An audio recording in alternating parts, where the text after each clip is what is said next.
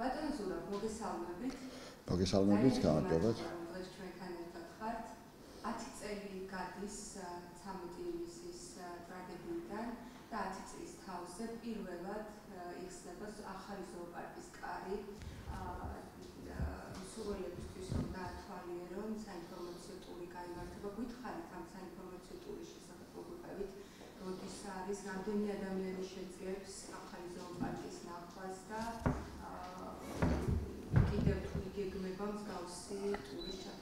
კი ბატონო.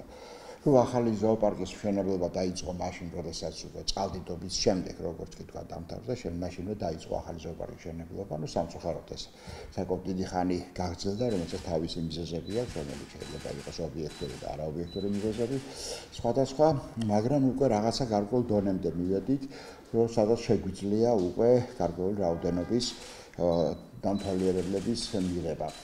საქმე იმაშია, რომ ჯერ ბოლომდე მზად არ არის ზოოპარკი, შესაბამისად, ფართოდ გავუღოთ ხალხს გარევი და მოვიძოთ, ამისთვის ჯერ ცოტა ადრეა. მე ვგეგმავთ, რომ ეს ძალიან მალე გადაწყდეს, თუმცა ზუსტი თარიღის დასახელებას და მიწვის, ამიტომ გადაწყვეტეთ, რომ ჩაგვეტარებინა და ძალიან ბევრი კითხვები არსებობს ამასთან დაკავშირებით. რა ხდება ახალ ზოოპარკში, როგორ ხდება და რახან ეს 13 ივნისი, ესე ვთქვათ, ეს ესეთი გარდა ტეხის თარიღია, გარდა იმისა, რომ თქვათ, წყალდიდობა მოხდა, ბევრი რამე მოხდა იმ პერიოდში, ძალიან ბევრი ცვლილებები იყო და შემდეგ სწორედ გადავწყვიტეთ, რომ 13 ივნისს დაგვემთხვია საინფორმაციო ტური და მიგვიწვია საზოგადოების წარმომადგენლები, რომლებსაც კი სურვილი ჰქონდათ ჩვენ დაახლოებით 80 ადამიანზე გავჩერდით, რადგანაც ახლა ჯერჯერობით დამოუკიდებელ ასე ვთქვათ, ექსკურსიებზე საუბარი არ არის, უნდა იყოს ორგანიზებულად, რადგანაც იქ მშენებლობა მიმდინარეობს, იქ რაღაცა გარკვეული უსაფრთხოების ზომები არის მისაღები, ამიტომ გამყოლების თანდასწრებით, რა თქმა უნდა, არანაირ ხიფას არ წარმოადგენს. ამიტომ გადავწყვიტეთ, რომ სწორედ ესეთი ორგანიზებული ტური მოგვეწყო, რომელსაც ნახავენ, რა ხდება ზოოპარკში, როგორ მიდის მშენებლობა, რა ცხოველები გვყავს, იმიტომ რომ საკმაოდ ბევრი ცხოველები გვყავს იქ, გარდა ამისა გვყავს გარკვეული კონსერვაციული პროექტები, რომელიც ასევე ზოოპარკიდან ხორციელდება, და ამის შესახებ ეს ყველანაირი ინფორმაცია იქნება მიწოდებული.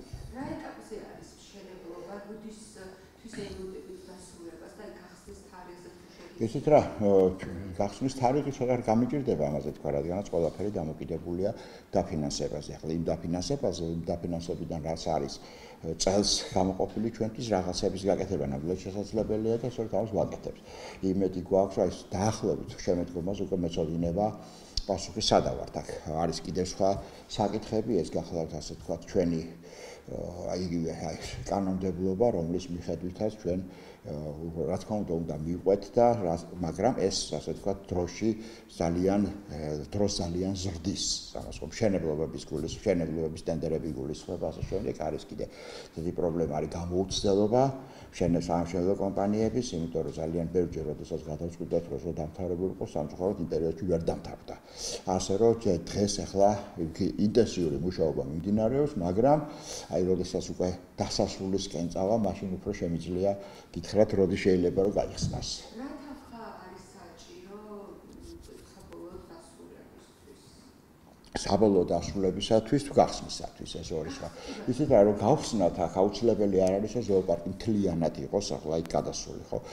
უკვე არსებული ცხოველები იძლევიან იმის საშუალებას, რომ თქვათ უკვე დაიწყოს, მიღებული იყოს პირველი ვიზიტორები. ამიტომ აი მინიმალური ინფრასტრუქტურა, რაც არის გასათვალისწინებელი, იმისთვის არის საჭირო თანხები და არც ისე ბევრია ეს თანხები. ეგ და ნაწილი ჩვენ მიღებული გვაქვს და სწორედ ამ თანხებით ვცდილობთ, რომ დავასრულოთ ეს ყველაფერი. მინდა ვკითხოთ ახალი სახეობების ჩამოყვანაზე, რომელი სახეობების ჩამოყვანა იგეგმება, იცით რა, დაგეგმილი არის საკმაოდ ბევრი სახეობების ჩამოყვანა, იმიტომ რომ იქ იქნება ცოტა განსხვავებული პრინციპი, ის არის ვთქვათ ბიოგეოგრაფიული მიდგომა და პირველ ეტაპზე ჩვენ ვაპირებდით გაგვეხსნა კავკასია და აფრიკა, ეხლა ამ ეტაპზე ალბათ ჩვენ პირველად გავხსნით კავკასიას მხოლოდ, იმიტომ რომ აფრიკისთვის ხო ჯერ დასამთავრებელი არის იქ ყველაფერი, ძალიან ინფრასტრუქტურის დიდი ნაწილი რა ცხოველებისთვის არის აუცილებელი, უკვე აშენებულია, უბრალოდ დასამთავრებელი არის ესენი მაგალითად და ძალიან ბევრი ახალი სახეობის ჩამოყვანა იგეგმება. მათ შორის დავასრულებ ალბათ შეკითხვას ჟირაფებისაც. ნუ ჟირაფების ზამთრის სადგომი, რომელიც ყველაზე უფრო რთული და ასეთი ზვირადღირებული ის მზად არის, ახლა უბრალოდ გასაკეთებელი არის გარევოლიერები, თუ ორივე არ იქნა შესაბამისად შეუძლებელია ცხოველების ჩამოყვანა. და რამდენი ჟირაფი უნდა ჩამოვიდეს? ვიცით, ამას გეტყვით უკვე, როდესაც საბოლოოდ გავარკვევთ. ჩვენი სხვადასხვა ანტილოპები უნდა ჩამოვიდეს, უნდა დაემატოს კიდევ, ვთქვათ, მარტორქები, უნდა დაემატოს ბეჰემოტები, იმიტომ რომ ჩვენი ბეგი 13 ივნისის ესე იგი მთავარი მოქმედი პირი კიდევ მარტო არის და მათი, ვთქვათ, მისთვის საზაფხულობა სეინი აუსი მზად არის, ზამთრის აუს ცოტა დასრულება ჭირდება და ამის შემდეგ კიდევ დაემატება ეს ცხოველები. და რა ვიცი, კიდევ უამრავი სხვადასხვა ცხოველები, როგორც არის მაგალითად წყლის ანტილოპები, არის აფრიკული კამეჩები, ილანდები, არის ძალიან ბევრი ისეთი სახეობა, რომელიც ძალიან საინტერესო იქნება. ნუ პირველ რიგში ეს იქნება აფრიკული სახეობები და დაემატება კიდევ ეს იქნება ასე თქვა საფარის ტიპის ვოლიერი, ეს ნიშნავს, რომ გადაადგილება სპეციალური ტრანსპორტის ჯინის შესაძლებელი იქნება და ასე დავთვალიერებლები ნახავენ სწორედ ნახავენ ახლო კონტაქტში ამ ცხოველებს, მაგრამ აქამდე ჯერ კიდევ უნდა მივიდეთ, იმიტომ რომ წელს ვერ მოვასწრებთ ნამდვილად მაგის გაკეთებას და იმედია შემდგომში უკვე ჩვენ გვაქვს EASA-სთან ვალდებულება, რომ ის გაიხსნას ძალიან მალე, ასე რომ შესაბამისად ჩვენმა ვალდებულებას შევასრულებთ.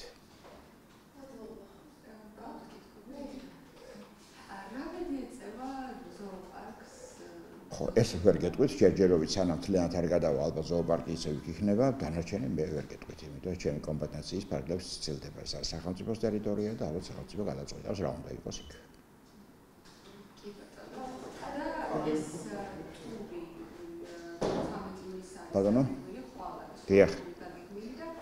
ბევრი მსურველი იყო, რომელმაც ვერ შეძლო დარეგისტრირება, ვერ მოხდა თუნს ადამიანში და თუ იქნება კიდევ შესაძლებლობა გავს ტურებს კიდევ თუ პერიოდულად ამის გასწორებას გავიმეორებთ, რა თქმა უნდა, მაგრამ პირველ რიგში ვეცდებით რაც შეიძლება მალე გავხსნათ ზოოპარკი, რომ უკვე შეუფერხებლად შეძლონ ნახვა, იმიტომ რომ ის მიუხედავად იმისა, რომ თქვა, აი მარტო კავკასიის რეგიონზე ლაპარაკი ერთ-ერთი ძალიან მნიშვნელოვანი ექსპოზიცია, სწორედ კავკასია იქნება, იმიტომ რომ ჩვენ ვართ ცხოვრობ ძალიან საინტერესო რეგიონში, ამ შემთხვევაში ბიომრავალფეროვნებას გულისხმობ და ეს გახლავთ კავკასია არის ბიომრავალფეროვნების მსოფლიო 35 წერტილიდან ერთ-ერთი, რაც ნიშნავს, რომ გამხელა პრიორიტეტი ენიჭება ზოგადად მის კონსერვაციას. გარდა ამისა, ეს ცხელი წერტილი ნიშნავს იმას, რომ თქვა აქ არის საკმაოდ მაღალი მრავალფეროვნება და ამავე დროს მაღალი საფრთხეები და სწორედ აი ამ მიმართულებით მუშაობთ. ძალიან საინტერესო ცხოველები გვყავს, ძალიან ბევრის არსებობის შესახებ ძალიან არც კი სმენიათ, აი მაგალითად არავინ არ იცოდა, ძალიან ბევრმა არ იცის, რომ საქართველოში გავრცელებული იყო მაგალითად დომბა. ეს არის თქვა ევროპული ბიზონი, რომელიც საქართველოში იყო გავრცელებული, გადაშენებული, ახლა ჩვენ მუშაობთ მათ აღდგენაზე და უამრავი ესეთი ცხოველები. შესაძლებლობა ექნება, რომ გაიცნონ ეს ცხოველები და დარწმუნდნენ, რამდენად საინტერესო და მნიშვნელოვან რეგიონში ცხოვრობთ. აი დღევანდელი საინფორმაციო ტური, საინფორმაციო არა მარტო საზოგადოებისთვის არის, საინფორმაციო არის ჩვენთვისაც. ანუ ჩვენც გვინდა მივიღოთ ინფორმაცია მათგან, აი რა უახლოეს პერიოდში რა მიმართულებით უნდა გავაძლიეროთ მუშაობები.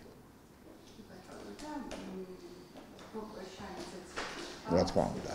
როგორია მისი ჯანმრთელობის მდგომარეობა? ჯანმრთელობის მდგომარეობა კარგია, მისი ვოლიერი დამთავრდა თითქმის ახლა ძალიან ხვალ გვინდოდა გადაგვიყვანა, მაგრამ თავი შევიკავეთ, რადგან საკმაოდ ხალხმრავლობა იქნება და შესაბამისად მასზე შეიძლება ეს არც ისე კარგად იმოქმედოს, ძალიან ესეთი ანცი გახლა, ძალიან თამაში უყვარს, მაგრამ ლომთან თამაში არც ისე ადვილი საქმეა. კაბინეტში ვეღარ გაჩერდება. ჯერჯერობით ჩვენ კაბინეტში არის. ბალი აპირებთ გადაყვანა? კი, თითქოს მზად არის, იქ რაღაცა ნიუანსები დარჩა გასაკეთებელი, ეს გადავიყვანთ და დაახლოებით ერთ კვირაში უკვე გადავიყვანთ. თუმცა თვითონ ძალიან კარგად გრძნობს თავს კაბინეტში. ძალიან მოწონს და, რა ვიცი, ძალიან საინტერესო არსებაა, ძალიან საინტერესო ცხოველია და ძალიან საინტერესო ქცევა ახასიათებს, ასე რომ ალბათ ზოოპარკის ძალიან დიდი ნაწილი შტაბს გულისხმობ, შეიძლება თან გადაყვეს უკვე მის გადაყვანას და იქ გააგრძელონ მასთან ურთიერთობა.